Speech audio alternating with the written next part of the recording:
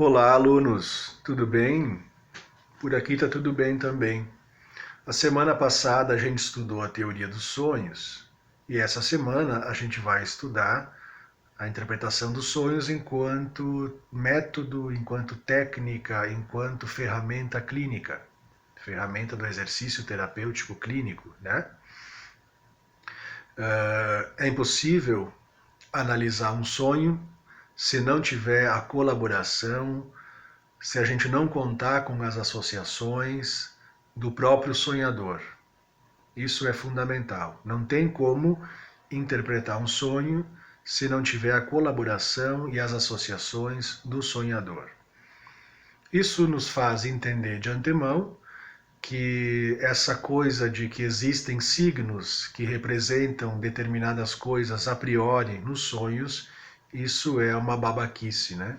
Isso é uma ideia completamente do senso comum, não tem nada a ver com a nossa ciência, né? A nossa ciência nos diz que só é possível entender o que determinado sonho quer dizer com o trabalho do sonhador, justamente porque o saber sobre o sonho está no próprio sonhador e é ele quem tem as chaves para interpretar. Só que o saber está inconsciente, é um saber não sabido, não é? Então o psicanalista está aí para ajudar o paciente a ter acesso ao seu próprio saber. Não é o psicanalista e nem nenhum livro que sabe sobre o que significa o sonho. Então a gente precisa entender desde já que no fundo quem interpreta o sonho é o paciente e a gente trabalha com o relato do sonho e não com o sonho em si. Com o relato do sonho, porque é no processo de colocar palavras nas imagens que a gente vai desenrolar, né, aquilo que o trabalho do sonho enrolou. A gente vai desdobrar aquilo que o trabalho do sonho dobrou para que o sonho fosse confuso. Então a gente vai analisar, intervir e entender o sonho no seu relato contado pelo paciente e em transferência. Um sonho também que não for contado em transferência não tem validade nenhuma. Legal, né? Então, um sonho ele é sonhado para contar para o analista. Senão ele não tem utilidade para nós. Veja bem, como é que a gente faz isso? O paciente chega no consultório e diz: doutor, sonhei uma coisa meio estranha hoje à noite, não sei o que significa. Aí a gente vai pedir para ele contar. Por favor, pode contar o teu sonho? Mas conta o teu sonho com todos os pormenores, todos os aspectos que tu conseguir lembrar. Tenta contar tintim por tintim como é que foi esse sonho. Aí o paciente conta. A primeira coisa que a gente pergunta depois é: que impressão esse sonho te causou? Que pensamentos esse sonho te traz? O que será que ele quer dizer das coisas que se passam contigo? Né?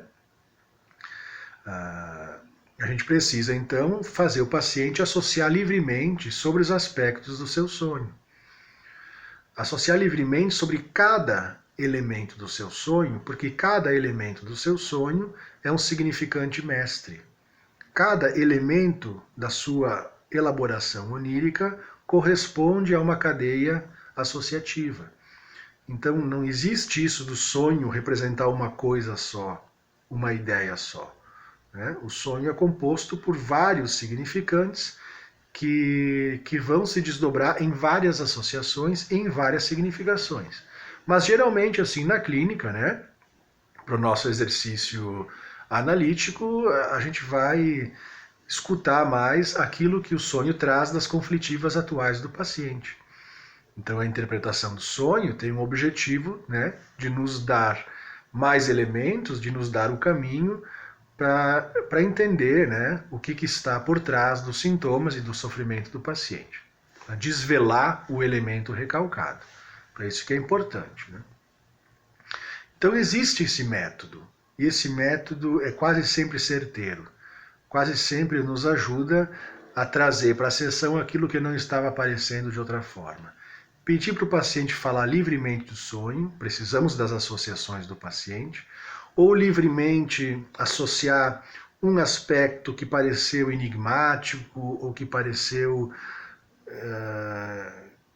que estava ali disfarçado, mas que a gente precisa prestar atenção nele, né? Então, pedir para o paciente falar de um elemento que pareceu muito nonsense, né? Ah, sonhei que tinha uma escada no meu quarto. A gente pode fazer um trabalho em cima da escada, associação, o que representa a escada, o que o paciente consegue falar sobre a escada. Mas o método basicamente é esse, né? O método basicamente é esse. É importante a gente saber que não devemos esgotar um sonho numa sessão e também não devemos na outra sessão retomar o sonho, né? O sonho quando foi contado, ok, já foi utilizado, não precisa retomar ele em outras sessões. Também não devemos mostrar muito interesse nos sonhos para não erotizar as produções oníricas do paciente, né? Eles estão aí justamente para nos ajudar a escutar o inconsciente. Também é importante vermos que o fato de sonhar é uma representação de que o paciente está saudável. Quanto mais sonha, quanto mais produção simbólica, mais saúde o nosso paciente tem. Quando o paciente está muito mal, muito melancólico, muito psicótico, ele não consegue sonhar. Porque sonhar é se entregar a outra cena. Sonhar é se entregar ao mundo das nossas pulsões, né? Dos nossos instintos. Se o paciente está muito obsessivo, muito paranoico, muito psicótico, não sonha. Então sonhar é um bom indicador de saúde, tá bem? Tem pessoas que não dormem por medo do que vão encontrar na outra cena, no inconsciente.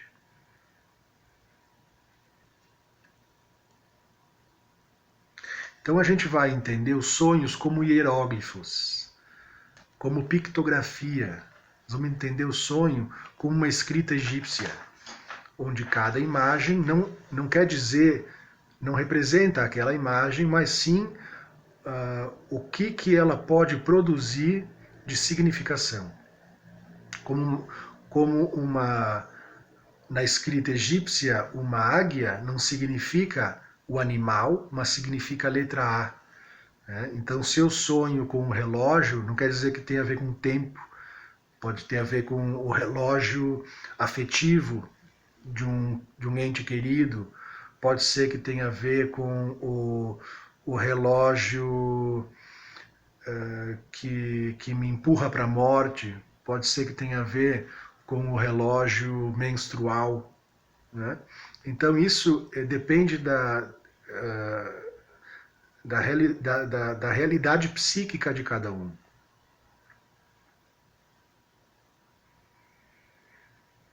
É muito interessante também a interpretação do sonho. A gente vê que os sonhos mais interessantes, mais produtivos, mais ricos, eles são sonhados pelo paciente na noite que antecede a sessão.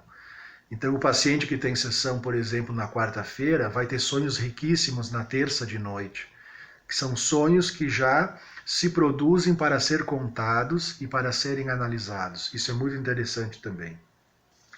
Então, o sonho é um presente transferencial, né? O paciente em análise começa a sonhar para o seu analista. Quando o sonho é muito complicado, a gente pode também pedir para o paciente recontar o sonho, para a gente prestar atenção naquilo que ele vai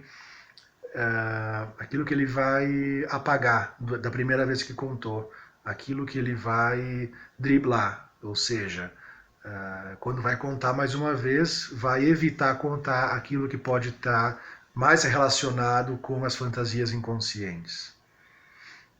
E, por fim, né, a gente entender que o material dos sonhos deve ser escutado e integrado de acordo com a história clínica, de acordo com as vivências do nosso paciente. Tá bem, pessoal? Então, basicamente, a interpretação do sonho é isso.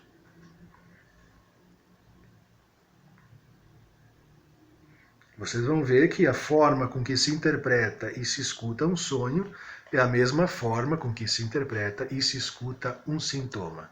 São as mesmas dinâmicas inconscientes, tá bem? Espero que tenha ficado minimamente claro para vocês.